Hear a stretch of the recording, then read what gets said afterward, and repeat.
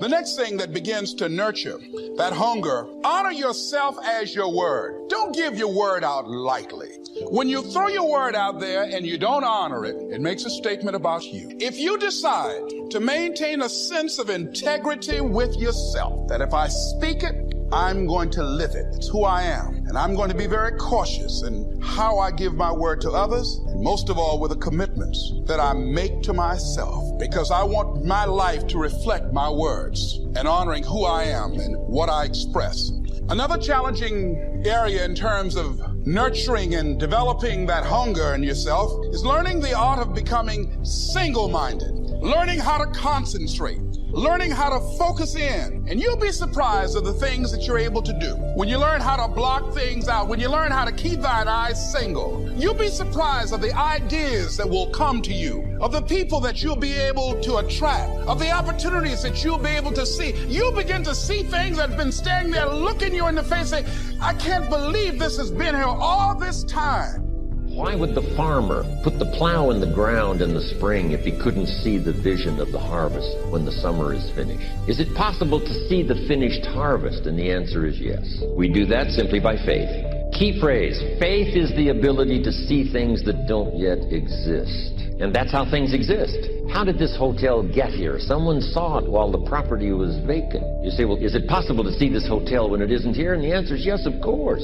If somebody cannot see it when it is not here, then it will never be here. So it's possible to see things that don't yet exist. Interesting. When should you start building this hotel? This is a good question for your philosophical musings. When should we start building the house? When should we start? And here's the answer. As soon as it's finished. You wouldn't start building the house until you had it finished. If you just started laying bricks and somebody came around and said, what are you doing? I said, I'm just laying bricks. And said, what are you building? And you said, I have no idea. See, they'll take you away to a safe place. So have you got that now? It's possible to finish something before you start. In fact, it would be a bit foolish to start until you had it finished. So human beings have this remarkable ability to finish something and then start. We've heard the old expression, don't count your chicks until they're hatched. No, we have the ability to count our chickens long before they're hatched. Because we know, we have faith, we believe. We use the law of averages. There's bound to be at least so many. Out of every dozen, out of every 100, out of every 50. So it's possible to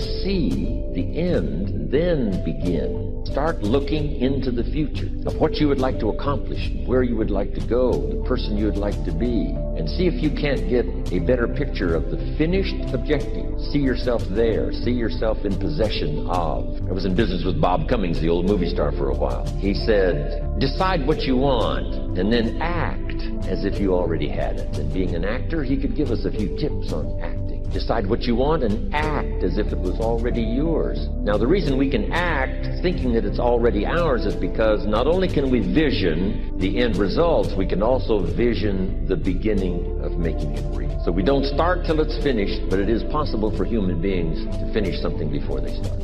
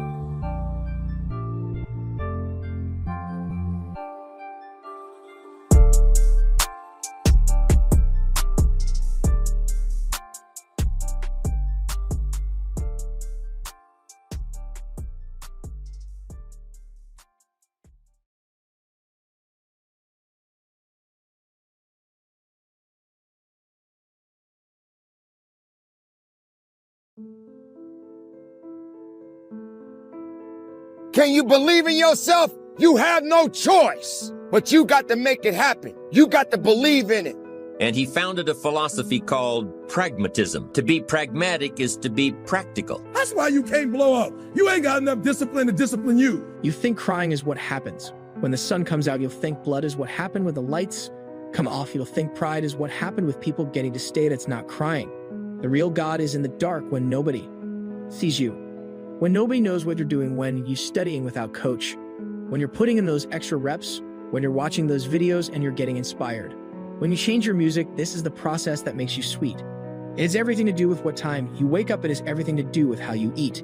It has everything to do with how you work out, how you prepare. You got to understand that there's a process to everything, and you got to trust it, and you got to stand on it. You may look at everybody else in the world and look at their success stories, but do you have any idea how they got there? Sometimes people get an opportunity and they go a little bit faster than you hope to go. But because they're moving a little bit faster and you may be moving a little bit slower, even if you're moving slow, just keep moving. What's meant for you is for you, and no one can take that away from you. Somebody hears your cry. Somebody hears your voice. Somebody is listening to you. You are not alone. To test the validity of a concept by its practical results. To actually question something and rate its usefulness by what it can do for you. To hear a method of doing something and figuring out if it's even worth your while. One of the issues Mr. James dealt with in his lifetime was, what does it mean to be a success? A significant person. After years of pondering this question, William James described success as a combination of two things. Number one, an inner ideal which is followed persistently with courage. And number two, outer achievement related to that ideal. If you're going to be the best, the cream of the crop, you got to be it, not talk about it. It has to consume you. It has to take over you. And when I see you without even knowing you, I want to be able to look at you and from your ethos. I want to see you are the best of the best. I don't know what you're doing. Without you saying one word, it ought to illuminate from no alarm clock needed. My passion wakes me up. My drive wakes me up. My determination was my ability to be. Doing whatever I want to wakes me up or wakes you up. You have something.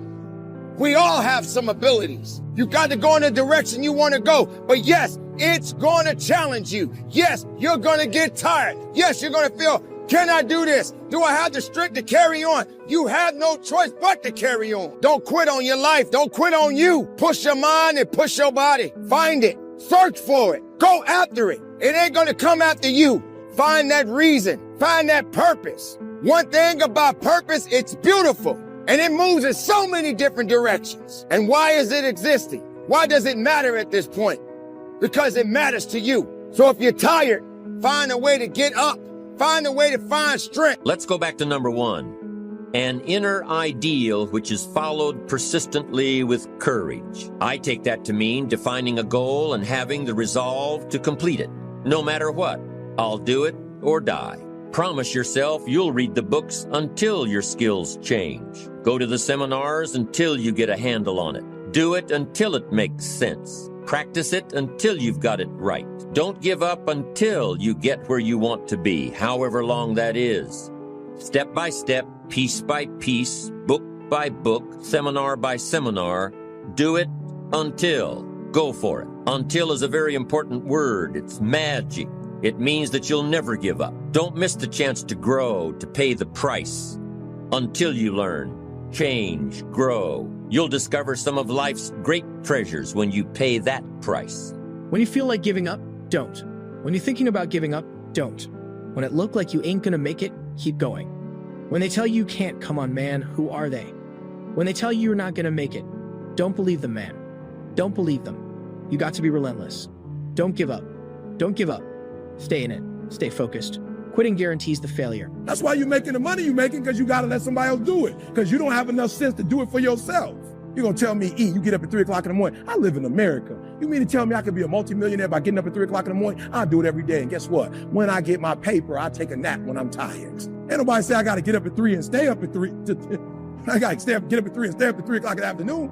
I just got to get up at 3 and get all my work done before y'all get up. I just got to make all my phone calls while y'all still sleep. I just got to make all my phone calls while y'all party. I came down to get on the treadmill this morning at 1:58 a.m. I finished working out. I think it was about 3:15. I got on the elevator, I'm talking about solo. And then we've got to be kind, not only to others throughout our process, but we've got to be kind to ourselves. The problem with many of us is that we're not kind to ourselves. Be kind to yourself. You can be assertive, you can be direct, you can be firm, but you can have a little empathy and a little kindness, not only on others, but on yourself.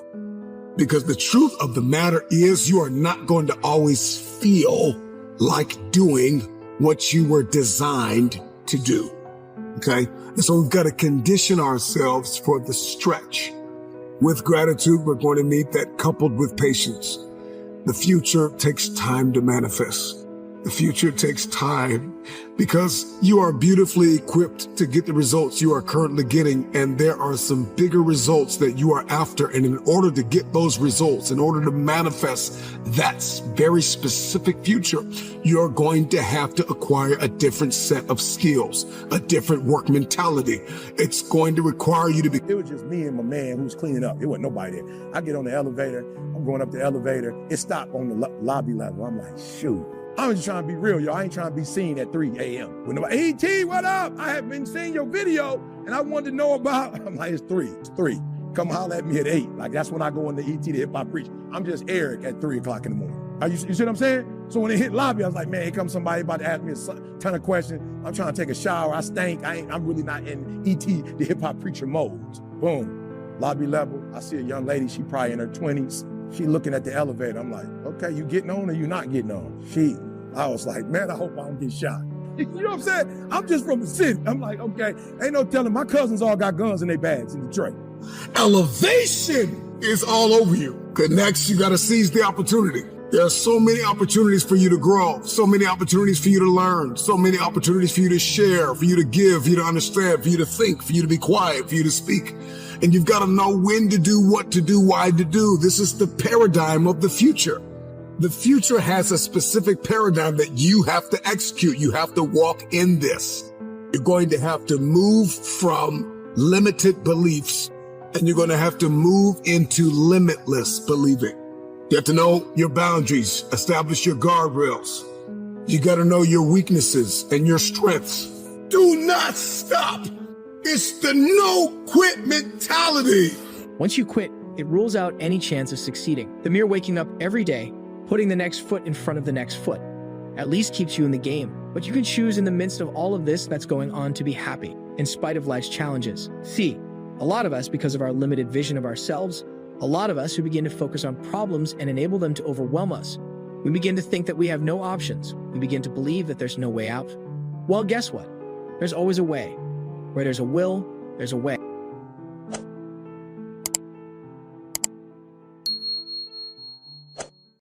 If I could just literally come off the stage and I could get real close to you and we could have kind of like a one-on-one conversation. There are 2 questions that I would ask you, and the 2 questions I'm about to ask you will really determine how successful you're going to be in this business, without any question. These are the 2 questions. It's not like there's 3 or there's 4 or there's 7. There's 2, okay? Just trust me on this. I'm an old man. I know this. I've been around the block a few times. And there are 2 questions that if you can answer in a positive way about yourself, you're going to be very successful. And if you really cannot answer that in a positive way, to be honest with you, you're not going to be near as successful as you would like to be. The first question is very simple. What are you doing to develop yourself? And if you'd say, my gosh, John, I'll tell you right now, I'm doing a lot to develop myself. I've got a personal growth plan and I'm intentional in this and I'm doing this on a daily deal. If you could say that to me, then I'd say, hey, we're in good shape here. We're in good shape, because that's the key. You know, what are you doing to develop yourself? And by the way, the reason that's first is not because you want to be selfish. It's kind of like almost a selfish question. The person says, well,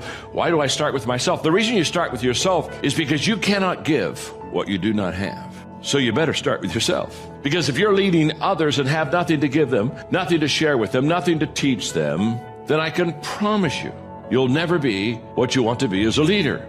And I can promise you that after 40 years of personal growth, the secret of any success, if I've had any success at all, the secret of that success has been personal growth in my life. And growth has literally placed me where I am. So what are you doing to develop yourself? It's a huge question. And the 15 laws of personal growth, basically these laws are all about developing yourself and developing the second question, what are you doing to develop others. You see, on the first question, you're foundational for your future. The second question is all about compounding, multiplication. That's where you build a huge business, when you know how to develop other people. Well, Paul Harvey said that you can tell you're on the road to success because it's uphill all the way. And I'm here to tell you, this something for nothing entitlement mindset that invades so many people's lives is a bunch of garbage. I can promise you, nothing that I've ever had worthwhile did I have just kind of fall into my lap like, oh my goodness, I won the lottery. And I know once in a while people win the lottery, but basically the people that win the lottery, half of them lose their money within 3 years, the money they won. And it's because they got money, but they never changed the way they thought. And can I tell you something? If you have all the assets in the world, but you don't change the way you think, you'll lose all the assets in the world. And what I have discovered in this whole process of trade-offs is that every step of the way of my journey, I have to trade something off. And and for you that are young, the good news is your trade-offs will never be easier than when you're young. Because I remember when Mark and I started out, I think, man, I gave up everything. I was a pastor to go in the ministry. I gave up everything. And then I started smiling. I thought, I'm sure I gave up everything. I didn't have anything to give up when I did. Christy talked about affirmations. Abundant thinkers understand the power of I am. Anything after the word I am is true to your unconscious mind, Michael. Anything after I am, anything after I am, even if you know it's not true, your conscious mind will believe it. Anything after I am. So the use of affirmations is very intentional and very consistent. I was diagnosed as clinically depressed in 1998, I'm sorry. I was diagnosed as clinically depressed. It didn't make sense. I had been in a relationship, I was engaged to get married, and my fiance, who I did not know at the time, was bipolar. And he'd stopped taking his medicines and under the belief system that love can cure anything. And so I ended up being picked up and thrown 3 feet across the room. And I ended up being choked until I passed out. And once I got out of that relationship, I just was different. It was different. So my mom insisted that I go to the doctor. I went to the doctor and I sat on the table and she checked me and talked to me and came back in with a prescription. And she said, Lisa, you're clinically depressed. And I felt like I heard Charlie Brown's parents talking like, wah, wah, wah, wah, wah. Clinically depressed, at least that'll make sense in that same sentence. And she handed me a prescription, and I read the prescription. It had my name on it, and it said Prozac. And I said, do you mean I'm sad? She said, very, very sad. I said, can I try something? And I'm not recommending you guys, if you're on medication, you stop taking your meds, please don't do that. I asked my doctor, she agreed. I said, do you mind if I try something before I take this? She goes, yes, but I need to see you back in 30 days. If you're in the same condition, I need us to try this medicine. I said, okay, I could do that. So I went home, and every day I got in the mirror and I drilled I am every day, because I realized I had forgotten who I was. I just forgot. And it was okay to forget. I just forgot. So every day for 25 minutes, I just went over the I ams. Every day, I am. And then I paralleled that with I forgive you for. Then I paralleled that with I commit to you, Lisa. Every single day. I went back in 30 days and I'm talking to her and I'm on fire. She's just looking at me. And I'm just talking. She twisted her head again. And I'm just talking. She says, wait, I got to stop you. I said, what? She goes, what are you taking? And can I have some? I was like, I'm taking some of me. And so the power of I am can pull you through the darkest moment. The power of I am. There are 1,000 real reasons not to go. But the truth is that none of them matter. The truth is, if you want to build something in your life, that you have to remember what Mark Twain said. You have to get started, because at the end of the day, that is literally the only thing that's holding you back.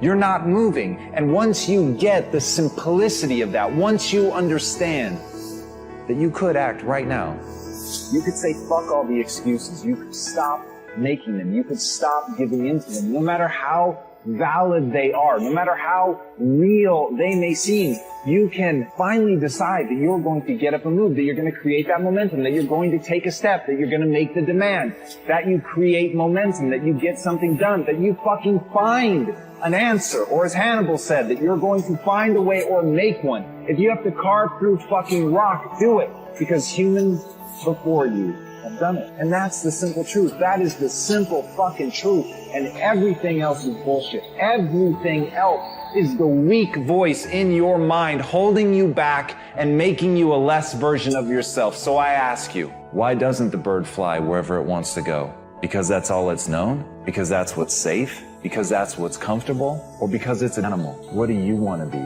If this isn't the life you want to live, do something about it. As Albert Einstein said, try not to become a man of success, but rather try to become a man of value. This is something that I think about a lot. At the end of the day, success is incredibly motivating, and accomplishing your goals and your dreams is something that I wanted to do since I was a little kid. That's been a driving force in my life. But through all of that, the times that I've felt happiest, the times that I've felt most secure, the times that my anxiety and my stress have been at zero are the times where I felt like I was being most true to myself, where I was trying to really become a person of substance. I wasn't looking for something extrinsic.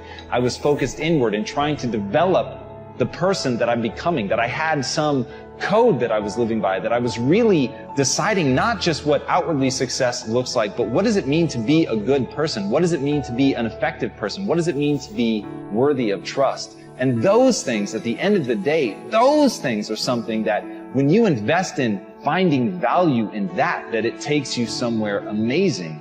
And as Bruce Lee said, knowledge will give you power, but character will give you respect. And at the end of the day, I really can't think of anything better than that. I can't think of anything that will keep me company when I'm alone, when there's nothing but silence around, when all I can hear are the sounds of my own thoughts. The only thing that is going to bring me or you comfort is respect, is self-love, is knowing who you are really and knowing that you're true to that even when nobody's looking. And that concept, that notion of having a guiding light, a principle, something by which you steer by, that you are always true to, and that in your moments of stress, chaos, confusion, of desire.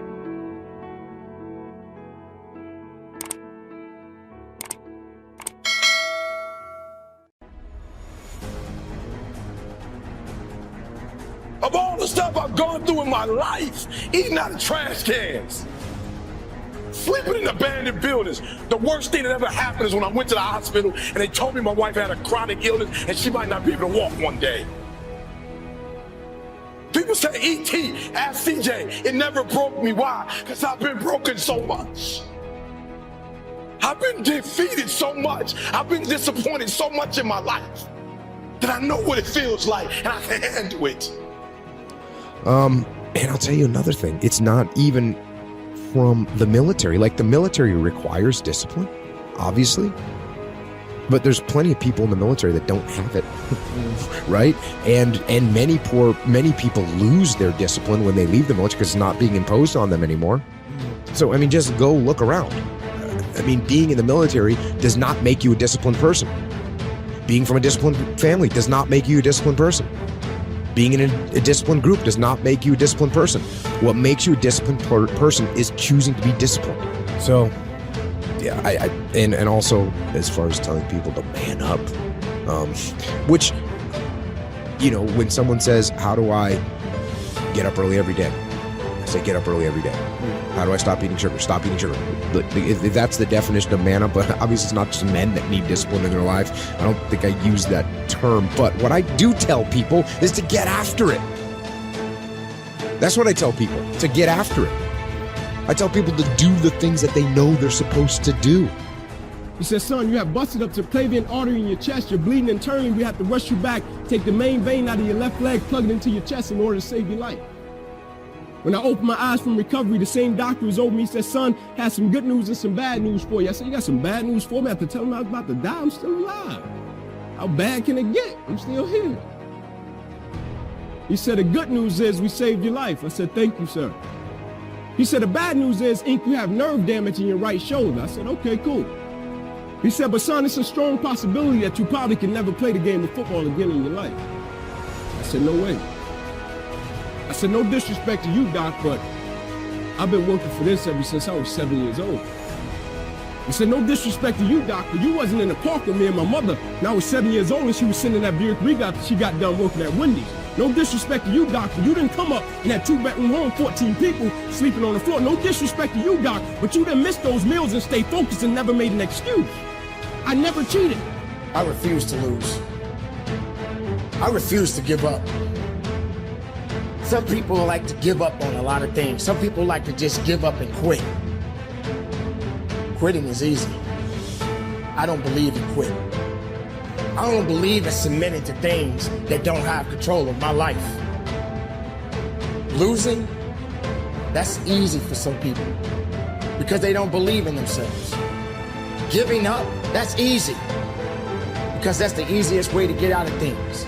Making excuses, that's the best thing that most people enjoy more than anything. You hold on to excuses like it's a teddy bear. And that's not the way you want to be. I, myself, I'm never going to give excuses to satisfaction. I'm never going to give my competition the satisfaction. Because the greatest competition is you. So you want to give up? You want to quit?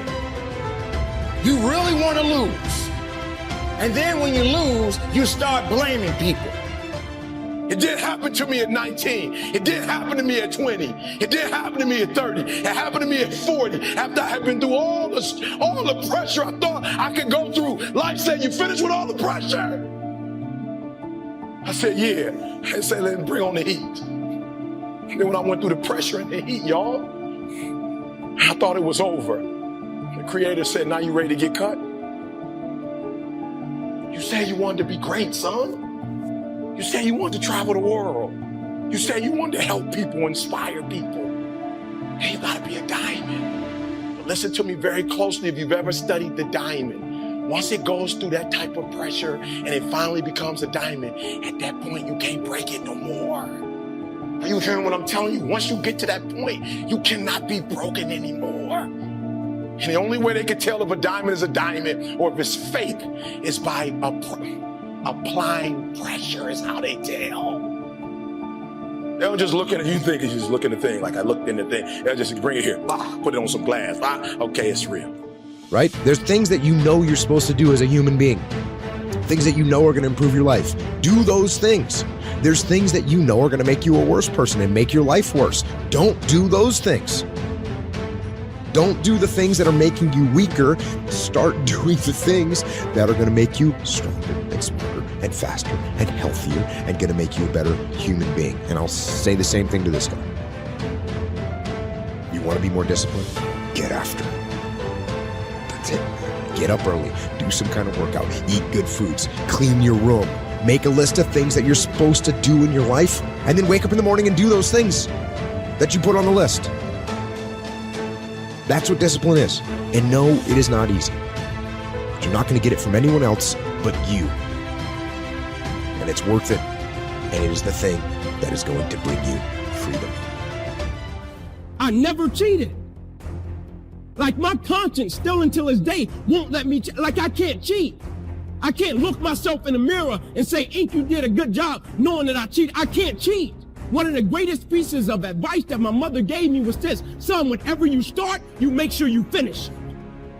And the problem with the world today, people get involved with things, and if they don't like a certain person, if they don't like the process, if it's not what they thought it was, they quit. And what they don't understand about quitting becomes a habit that doesn't just affect you. Later on in life, when you get a wife, when you get some kids, or you get a family, it's going to come back to hunt you, and it will one day affect them. That is why I tell you the process is more important than the product. It's not even about the outcome for me. It's about, can you take pride in what you do as an individual, and every night when you look in the mirror, knowing that you gave everything you had to it. When all you had to do was give it everything you had within yourself. For me, you can't beat me. I'll beat myself before I let someone else beat me. Does it sound like I'm overconfident? Does it sound like that I know more than you know? No, I know me better than you know me.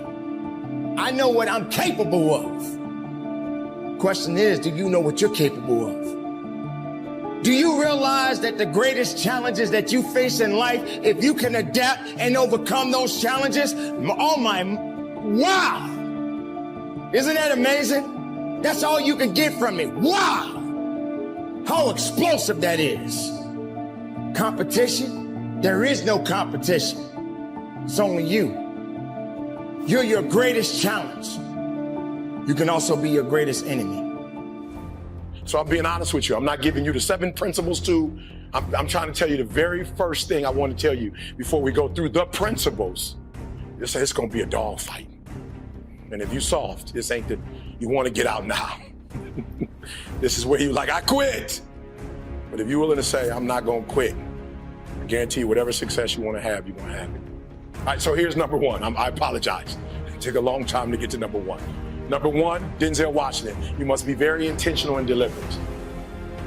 You must be very intentional and deliberate. The stuff that you wrote down on that piece of paper is not going to happen by osmosis. You're not going to wake up one day and find a law degree. You're not just going to walk out of your house. There it is with my name on it. I'm a doctor now. It suddenly appeared. It's not going to work like that. If you're married, it's not going to. If you're married, I promise you, I've been married over 26 years. If you're going to have a good relationship, you're going to have to work for it.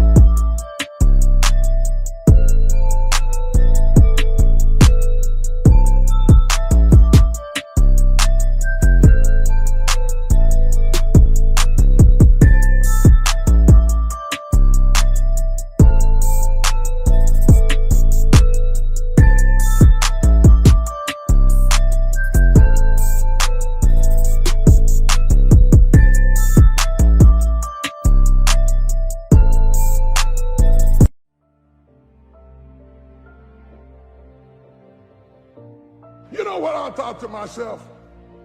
I thought I would hate to live and die and never know what would happen if I ever committed myself to anything. Some people have never thrown their whole self at nothing. Not at school, not at work, not at marriage. Oh my God, you've had 1 foot in and 1 foot out of every dream all of your life, and you've never seen what you could be if you ever really connected and threw everything. And that's what's going to make your death so sad. That's what's going to make it so sad, is that you never lived first. You never fully engaged.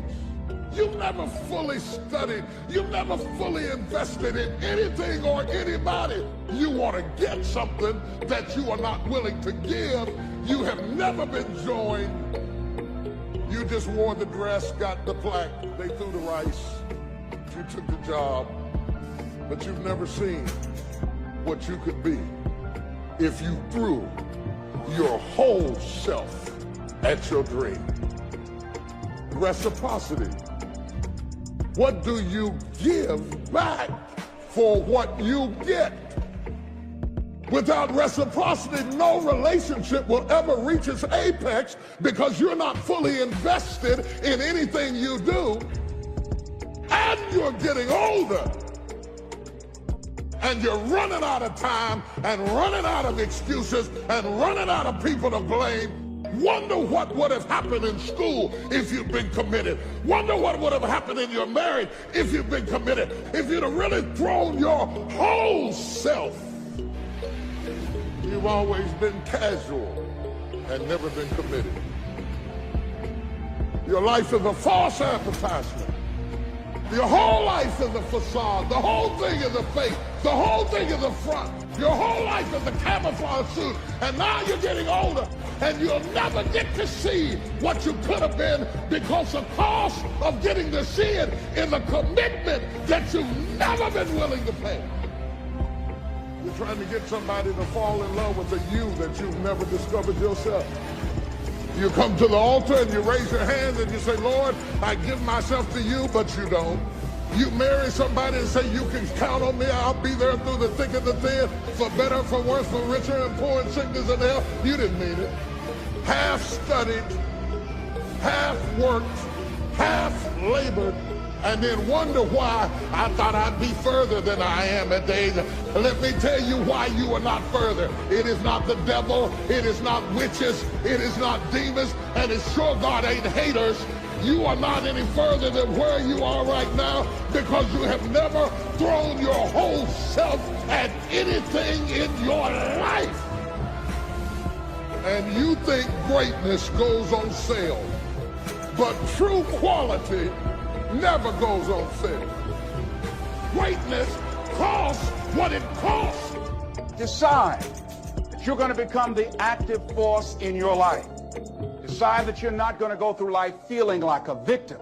Decide that when things become challenging, and they are, that you're not going to personalize it, that you're going to look at it, and you do whatever you must do in order to work things out and learn from it.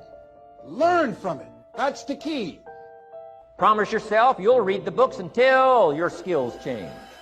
You'll go to seminars until you get a handle on it. You'll listen to it until it makes sense. You'll go for it until you understand it. You'll practice it until you develop the skill. Never give up until, however long that is, step by step, piece by piece, book by book, word by word, apple by apple. Walk around the block, walk around the block. Go for it. Don't miss the chance to grow. And resolve that you'll pay the price until you learn, change, grow, become. Then you'll discover some of life's best treasures when you pay that price. In life, you will always be faced with a series of God-ordained opportunities, brilliantly disguised as problems and challenges. If you've lost your job, don't say that I've been laid off. Just say I've been given an opportunity by the universe to find my life work. Now you're taking it from a different perspective. Now you become an active force in your life. Now you are the one, rather than running from things as they begin to change, you become a change driver because you know that you've got the power within you to make the difference. This force, this power, this energy that you have, that's more powerful than anything that can ever happen to you. You're more powerful than your circumstances or anything that you can experience right now. Decide that you're going to commit yourself to act on your ideas, to become happy. Commit yourself to live your dream. Commit yourself to become the architect of your future. And it really, as you begin to operate out of this consciousness, you begin to experience a different level of living in terms of commitment. He says, until one is committed, there is hesitancy, the chance to draw back, always ineffectiveness. See, until you are willing to jump out there. Somebody asked me, how do I do that? I said, no. You don't need any answers now. You need to make the commitment. Once you make a commitment, then life will give you some answers. You can't decide just going to sit on the side of the pool and just stick your toe in. No, you've got to be willing to make the leap. Most people don't want to do that. They want to sit on the side and say, Tim, is it cold out there? Is it rough out there? Come on out and see.